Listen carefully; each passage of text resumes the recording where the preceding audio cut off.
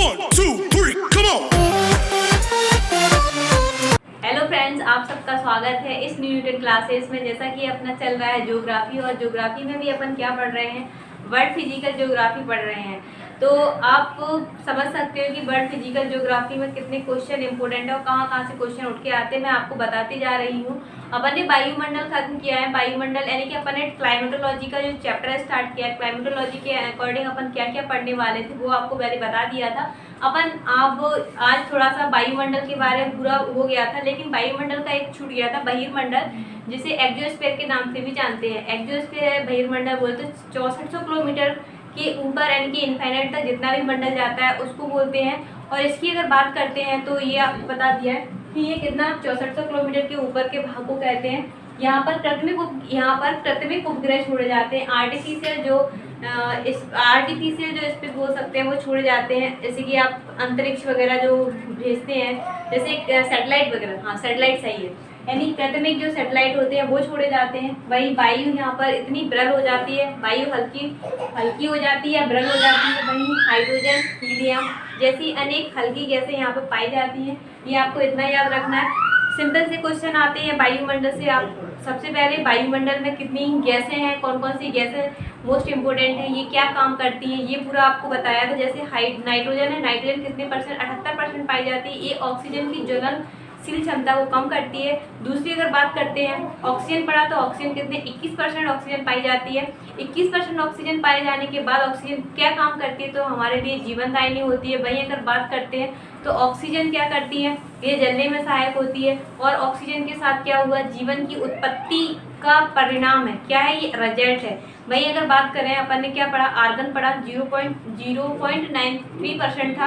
Argon के बाद अपन ने और अन्य गैसें थी, जैसे कार्बन डाइऑक्साइड पढ़ा, कार्बन डाइऑक्साइड 0.03% थी। लेकिन इसमें जो है कार्बन की लगातार मात्रा जो है बढ़ती जा रही है, तो कार्बन डाइऑक्साइड 0.01% और बढ़ गई है। अब इसकी मात्रा 0.04% हो गई है, बताया था क्यों। और वहीं अगर बात करें तो सबसे अधिक मात्रा में जलवाष्प पाई जाती है। जलवाष्प यानी कि सबसे ज़्यादा परिवर्तनशील होती है, 4% होता है। इसमें थोड़ा मिस्टेक हो गया था, लिखने में गलती हुई थी, बोलने में नहीं।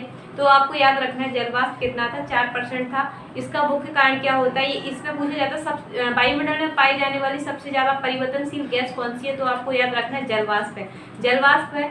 ये अब बात करना है कि जलवाष्प किसके लिए उपयोगी होती है, तो ये हमारे वायुमंडल को गर्म रखने में, जो वायुमंडल है यानी कि हमारी पृथ्वी का जो टेम्परेचर है उसको यानी कि इक्वल बनाए रखने में मदद करती है, गर्म रखने में मदद करती है। और वहीं जैसे बादल वगैरह बनते हैं उन्हें बनाने में ये सहायता करती है। ये हो गया आपका जलवाष्प के बारे में।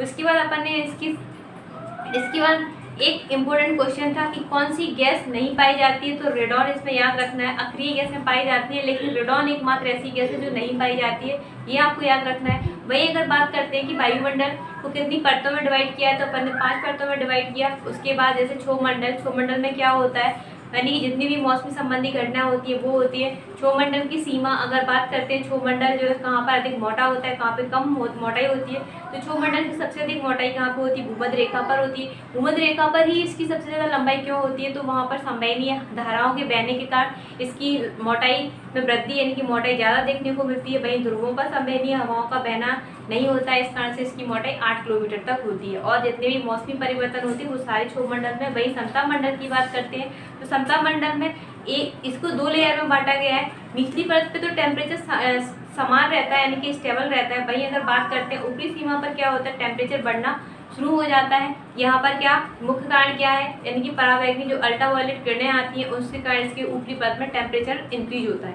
उसके बाद बात करते हैं अपन इस तरीके से अपन ने आयन मंडल पढ़ा। आयन मंडल में भी क्या पढ़ा था, इसमें मुख्य रूप से जो तारे टूटते नजर आते हैं। समता मंडल में क्या था, समता मंडल में सिंपल सी बात याद रखना है कि जहाँ वायुयान उड़ाए जाते हैं वो चीज़, और मौसमी संबंधी जो गुब्बारे होते हैं उनके बारे में ये आपको पूछा जाए तो आप याद रखना ये कहाँ पे उड़ाए जाते हैं, तो ये समता मंडल यानी कि स्ट्रेटोस्फीयर में उड़ाए जाते हैं। वहीं आयन मंडल, मध्य मंडल की बात बताएं तो यहाँ पर क्या उल्कापिंड जो होते हैं वो टूटते नजर आते हैं। वहीं आयन मंडल बोलते हैं। आयन मंडल क्या करता है, आयन मंडल में जो रेडियो एक्टिव तरंगें होती हैं उनका क्या होता है, परावर्तन होता है, रिफ्लेक्शन होता है। ये जैसे अब बताया था, इसको अलग अलग पार्ट में बांटा गया था। कितनी लेयर इसमें उप लेयर पाई जाती है, यानी कि सब लेयर पाई जाती हैं। तो आपने देखा था डी था, D, E, F और G 4 लेयर पाई जाती हैं। जी प्रकार की जो लेयर होती है, सबसे ऊपरी लेयर होती है, ये सभी प्रकार की रेडियो एक्टिव तरंगों का परावर्तन करती है। वहीं अगर बात करते हैं डी सबसे नीचे वाली थी, तो ये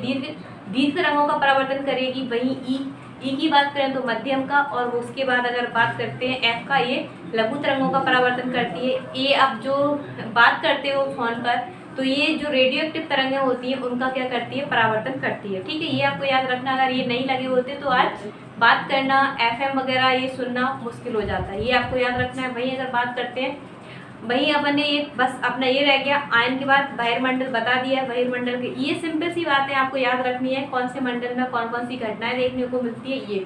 ठीक है, आप अपन स्टार्ट कर रहे हैं वायुमंडलीय दाब। ये वायुमंडल यानी क्लाइमेटोलॉजी से ही संबंधित है। इसके बाद इसमें देखना है आपको वायुमंडलीय दाब, यानी कि जो वायुमंडलीय दाब है, यानी कि बोल सकते हैं एटमॉस्फेयर प्रेशर जो है, एटमोइक प्रेशर यानी कि वायुमंडलीय दाब कितना है। तो अब क्या होता है, मैन ये है, अगर ये नहीं होता तो क्या होता। तो सबसे पहले समझते हैं वायुमंडलीय दाब, यानी कि वायुमंडल में जितनी भी गैसें पाई जाती हैं उसके कारण हमारी पृथ्वी पर जो फोर्स लगता है उसको बोलते हैं वायुमंडलीय दाब, सिंपल सी भाषा में बोले तो। ठीक है, इसका अगर ये नहीं होता तो क्या होता, हमारी पृथ्वी पर अगर ये वायुमंडलीय फोर्स नहीं लगता तो इसका मुख्य कारण ये होता कि ये हमारी पृथ्वी पर सबसे पहले जल जो था द्रव अवस्था में देखने को नहीं मिलता, तरल फॉर्म में देखने को नहीं मिलता, यानी कि टेम्परेचर कैसा होता है, बिल्कुल माइनस में चला जाता है। इस तरीके की घटनाएं होती और क्या होता, उल्कापिंड वगैरह आती हमारी पृथ्वी पर, और ये हमारी पृथ्वी को क्या करती, क्षतिग्रस्त करती अगर वायुमंडल नहीं होता तो। सिंपल सा आपको याद रखना है। अगर आपके एग्जाम पॉइंट से देखा जाए तो वायुमंडलीय जानकारी होना जरूरी है, इसीलिए देखते हैं। वायुमंडलीय दाब यानी कि वायुमंडल की गैसों के भार को वायुमंडलीय दाब कहते हैं, जो हमारी पृथ्वी पर लगता है। वायुमंडल के कारण पृथ्वी की सतह पर उत्पन्न होने वाले दाब को ही क्या कहते हैं, वायुमंडलीय दाब कहते हैं। सबसे ज्यादा वायुमंडलीय दाब कहाँ पर लगता है, तो ये लगता है आपका क्षोभ मंडल में। सिंपल सा क्वेश्चन यही उठ के आएगा कि सबसे ज्यादा वायुमंडलीय दाब कहाँ पर देखने को मिलता है, कौन सी लेयर पर देखने को मिलता है, तो क्षोभ मंडल पर 50% देखने को मिलता है। क्यों, क्योंकि ज्यादातर भारी गैसें क्या होती हैं, क्षोभ मंडल में ही देखने को मिलती है। ठीक है, ये अब देखते हैं अपन सोलर यानी कि सूर्य ताप यानी कि सोलर इंसुलेशन क्या होता है। सोलर इंसुलेशन मतलब होता है कि हमारी पृथ्वी जो सूर्य से आने वाली ऊष्मा है उसे किस तरीके से प्राप्त करती है। तो पृथ्वी पर सूर्य की ऊर्जा की प्राप्ति को क्या कहते हैं, सौर्य ताप कहते हैं, सूर्य ताप कहते हैं। ये इसकी यूनिट कितनी होती है, तो प्रति मिनट पर सेंटीमीटर स्क्वायर में हमारी पृथ्वी कितना इसको एब्जॉर्ब कर पा रही है, कितना सूर्य का प्रकाश इस पर आ रहा है। तो ये है, इसको प्रभावित करने वाले कारक निम्न में से कौन से कारक, क्वेश्चन पूछते हैं कि निम्न में से कौन सा कारक है जो सौर्य ताप को प्रभावित करते हैं। तो इसमें से आपको सिर्फ याद रखना है अक्षांश प्रभावित करते हैं। अक्षांश किस तरीके से प्रभावित करते हैं, अक्षांश जैसे कर्क, मकर और भूमध्य रेखा है, तो इन पर सूर्य की किरणें किस तरीके से पड़ती हैं उस तरीके से देखना है आपको। वहीं ऊंचाई के साथ देखें तो ऊंचाई के साथ टेम्परेचर जो होता है कम होता है, उस तरीके से देख सकते हो। ऊंचाई प्रभावित करती है महासागरीय और महाद्वीपीय जो धाराएं होती हैं, महासागर से जो गर्म जल धारा जो चलती है वो भी इसको प्रभावित करती है। तो सिंपल सा आपसे पूछा जाए निम्न में से कौन से कारक हैं जो सूर्य ताप को प्रभावित करते हैं, तो अक्षांश हो गया, ऊंचाई हो गई, अक्षांश ऊंचाई, महासागर और महाद्वीपीय जो जल धाराएं हैं वो इसको प्रभावित करती हैं। ठीक है, ये इतना हो गया सूर्य ताप के बारे में। सूर्य ताप क्या होता है, सूर्य ताप यानी कि हमारी पृथ्वी सूर्य से जो ऊर्जा प्राप्त करती है उसी को सूर्य ताप बोलते हैं। ठीक है, ये सूर्य ताप के बारे में मैंने आपको जानकारी दी कि सूर्य ताप होता क्या है। सूर्य ताप मतलब हमारी पृथ्वी किस तरीके से सूर्य से ऊर्जा प्राप्त कर रही होती है और इसकी प्राप्त करने की जो इकाई होती है वो किस तरीके से होती है। अब इसको प्रभावित करने वाले कारक बताए, तो ये आपको कारक याद रखना है, सूर्य ताप होता क्या है वो भी याद रखना है। इसके बाद इससे क्या घटना घटित होती है, किस तरीके से, तो अपन देखते हैं सबसे पहले कि अगर अपन बात करते हैं सूर्य ताप के कारण ही क्या होता है, ग्रीष्मकाल, शीतकाल, ये चीज़ें अपन को देखने को मिलती है। तो सूर्य ताप के ही कारण अपन बता पाते हैं कि कहाँ का टेम्परेचर, तापांतर जो होता है वो अपन इसी के कारण ही बता पाते हैं। जुलाई के महीने में नॉर्थ हेमिस्फीयर यानी उत्तरी गोलार्ध में क्या होता है, जुलाई का महीना सबसे गर्म बताते हैं। वही जनवरी सबसे ज़्यादा टेम्परेचर यानी कि जो तापांतर होता है जुलाई के महीने का होता है। तापांतर सबसे ज़्यादा कहाँ पे होता है, जुलाई के महीने का होता है। तापांतर मतलब एक दिन में, मतलब एक दिन और रात के बीच कितना गर्म रहा, उसी को कितना गर्म और कितना ठंडा रहा उसको बोलते हैं तापांतर। तो ये हो गया ग्रीष्मकाल यानी कि सबसे ज़्यादा गर्म जुलाई का महीना, कहाँ, नॉर्थ हेमिस्फीयर में। तो जनवरी का सबसे ज़्यादा ठंडा था, ठीक है, सबसे ठंडा महीना। अब वही है, इसके जस्ट उल्टा यहाँ पे रहेगा। जुलाई में यहाँ पे सबसे कम टेम्परेचर नोट किया जाएगा साउथ हेमिस्फीयर में, भाई जनवरी में सबसे ज़्यादा टेम्परेचर नोट किया जाएगा साउथ हेमिस्फीयर में, ठीक है। ये किसके कारण हो रहा है, तो ये सूर्य तप जो है पृथ्वी हमारी किस प्रकार से ऊष्मा ग्रहण कर रही है, किस प्रकार से सूर्य के प्रकाश को प्राप्त कर रही है, उस कारण से ये चीज़ें देखने को मिलती हैं। भाई अगर बात करते हैं इम्पोर्टेंट फैक्ट के रूप में देखते हैं, जैसे आपने सुना होगा इथोपिया के डडोल का जो औसत टेम्परेचर है वो 35 डिग्री सेंटीग्रेड रहा है। औसत टेम्परेचर ये 35 डिग्री सेंटीग्रेड मापा गया है। भाई अंटार्कटिका के वोस्टॉक की बात करते हैं तो ये सबसे ज़्यादा ठंडा कौन सा हो जाएगा, अंटार्कटिका का वोस्टॉक है। यहाँ पे सबसे कम टेम्परेचर नोट किया गया, माइनस में 87.5 डिग्री सेंटीग्रेड नोट किया गया। भाई लीबिया के अल्जीजिया विश्व का सबसे गर्म स्थान बोला गया है इसको, सबसे ज़्यादा टेम्परेचर यहाँ पे नोट किया गया है 58 डिग्री सेंटीग्रेड, ठीक है।